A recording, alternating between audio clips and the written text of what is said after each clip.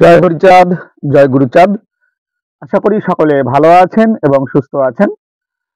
শ্রীহরির চরণে প্রার্থনা করি সকলে ভালো থাকুন এবং সুস্থ থাকুন। শ্রদ্ধেয় দর্শক, আমি তাপস বিশ্বাস আজকের আলোচনায় আপনাদের মাঝে উপস্থিত আছি। আমাদের আজকের আলোচনার বিষয় খুবই গুরুত্বপূর্ণ একটা আলোচনা। ডক্টর সিএস মিড তিনি গুরুচাঁদ ঠাকুরের নামে কেস করেছিলেন।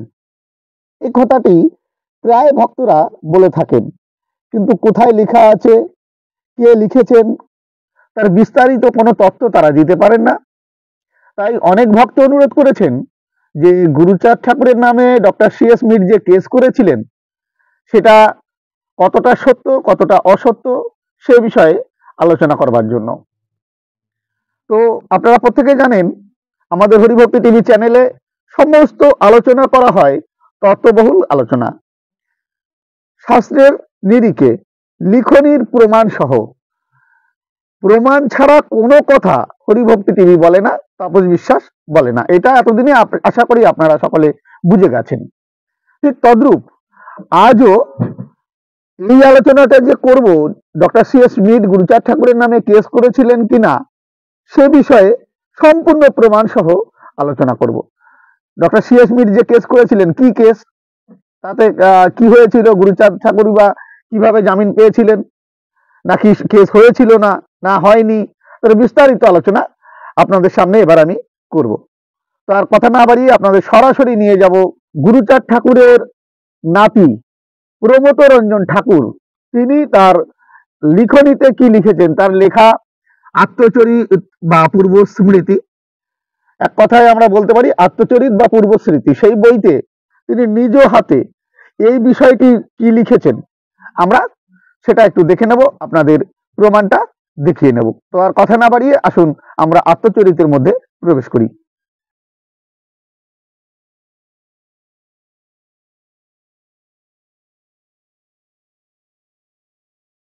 আত্মচরিত বা পূর্ব স্মৃতি, শ্রী প্রমথ রঞ্জন ঠাকুর প্রণীত।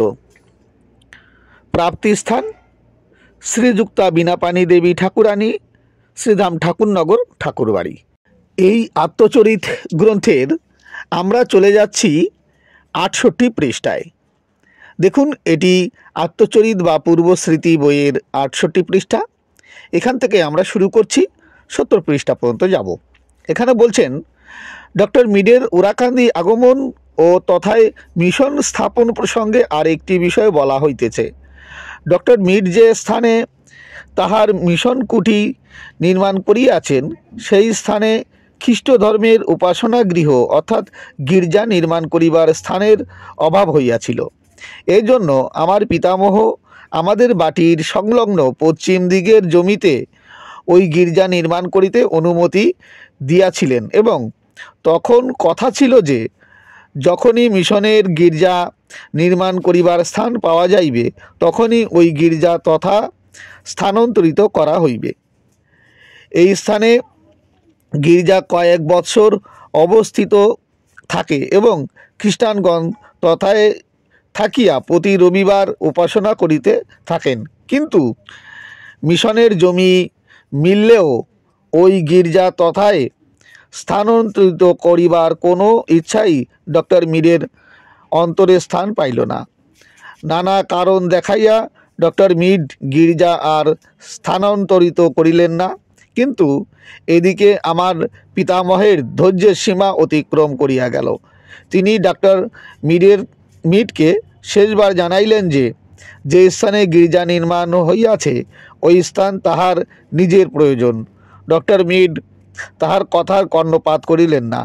অবশেষে পিতামহ বাধ্য হইয়া ওই গির্জার দ্বার কাটা দ্বারা রুদ্ধ করিয়া দিলেন ও চতুর্পার্শ্বে হইতে মাটি কাটিয়া লইতে লাগিলেন। ডক্টর মিড আপত্তি তুলিলেন যে উপাসনা গৃহ ওই প্রকার কাটা দিয়া বন্ধ করিয়া রাখিবার ফলে ধর্মের উপর হস্তক্ষেপ করা হইয়াছে। পিতামহ এ কথা গ্রাহ্য করিলেন না। তিনি পুনঃ ডক্টর মিডকে গির্জা অচিরেই স্থানান্তরিত করিতে অনুরোধ করিলেন। ডক্টর মিড তাহা না করিয়া সরাসরি ফরিদপুরের ম্যাজিস্ট্রেট মিস্টার জে এস উডহেডের নিকট স্বয়ং যাইয়া উপস্থিত হইয়া গির্জা সম্বন্ধে সকল কথা বলিলেন। প্রকাশ থাকে যে এই উডহেড সাহেবই উত্তরকালে কিছুদিনের জন্য বাংলার অস্থায়ী গভর্নর নিযুক্ত হইয়াছিলেন। যাই হোক, ম্যাজিস্ট্রেট কাল বিলম্ব না করিয়া তাহার লঞ্চ লইয়া মধুমতির তীরে তারাইল নামক স্থানে উপস্থিত হইলেন এবং পায়ে হাঁটিয়া উরাকান্দি আসিলেন। তিনি গির্জা পরিদর্শন করিলেন এবং আমাদের বাটিতে আসিয়া পিতামহের সহিত সাক্ষাৎ করিলেন। ম্যাজিস্ট্রেট অতি বিনয় ও নম্রতা সহকারে পিতামহকে গির্জার দ্বার উন্মুক্ত করিয়া দিতে বলিলেন। পিতামহ কোনো ক্রমে তাহাতে সম্মত না হইলে ম্যাজিস্ট্রেট অতঃপর বলিলেন যে তিনি তাহার প্রস্তাবে সম্মত না হইলে অন্যের ধর্মের উপর হস্তক্ষেপ করিবার অপরাধে তিনি নিযুক্ত হইবেন। তখন পিতামহ উচ্চহাস্য করিয়া বলিলেন, আমি ডাক্তার মিডের অনুরোধে তাহাকে আমার জমিতে গির্জা নির্মাণ করিতে অনুমতি দিয়াছিলাম। তখন কথা ছিল ডক্টর মিড স্থান নির্দিষ্ট হইলে তিনি তাহা স্থানান্তরিত করিয়া লইবেন। তিনি তাহা করেন নাই। আমি হিন্দু, আমারও ধর্ম আছে। বাটিতে হিন্দু ধর্মের পূজা পার্বণ সকলই সুসম্পন্ন হইয়া থাকে। হিন্দু জমিতে খ্রিস্টান দিগের গির্জা অনধিকারে রাখা কি হিন্দু ধর্মের উপর হস্তক্ষেপ করা হয় না? আমি যদি খ্রিস্টান ধর্মের উপর হস্তক্ষেপ করিয়া থাকি তবে ডক্টর মিড আমার ধর্মের উপর অগ্রেই হস্তক্ষেপ করিয়া বসিয়া আছেন এবং হস্তক্ষেপ করিয়া আছেন কিনা আপনি জেলা ম্যাজিস্ট্রেট বিচার করুন। ম্যাজিস্ট্রেট এই কথা শুনিয়া বড়ই অপ্রস্তুত হইলেন এবং ডক্টর মিডকে গির্জা স্থানান্তরিত করিয়া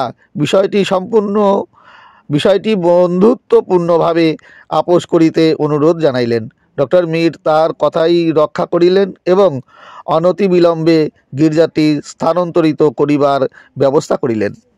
শ্রদ্ধেয় দর্শক, মূল কথা, গির্জা এভাবে স্থানান্তরিত হলো ঠিকই, কিন্তু ডক্টর মিড ম্যাজিস্ট্রেটের কাছে গিয়েছিলেন, লিখিতভাবে কোনো কেস তিনি করেননি বা হয়ওনি। ম্যাজিস্ট্রেট এসে সরেজমিনে এসে তিনি পরীক্ষা করে দেখলেন, দেখে মিডকে বললেন যে গির্জাটি এখান থেকে সরিয়ে দিতে, এবং মিড সাহেবও তাই করেছিলেন। পরবর্তীকালে গুরুচাঁদ ঠাকুরের সঙ্গে সখ্যতা গড়ে ওঠে মিড সাহেবের, এবং আরও পরবর্তীকালে মিড সাহেব একসময় গুরুচাঁদ ঠাকুরের অনুসারী হয়ে ওঠেন। শ্রদ্ধেয় দর্শক, আপনারা দেখলেন প্রমথ রঞ্জন ঠাকুর তিনি নিজের চোখে যা দেখেছেন এবং তৎকালীন সময়ের তার বাড়ির ঘটনা তিনি যা শুনেছেন তাই কিন্তু তিনি স্বহস্তে লিখেছেন। এই বিষয়ের পরে আপনাদের কি বলার আছে, কি বলার নেই, তা কিন্তু কমেন্টের মাধ্যমে আপনারা জানাবেন। ভিডিওটি কেমন লাগলো তা কিন্তু আপনারা সকলে কমেন্টের মাধ্যমে জানাবেন। তো আজ এ পর্যন্ত, সকলে ভালো থাকবেন এবং সুস্থ থাকবেন। জয় হরিচাঁদ।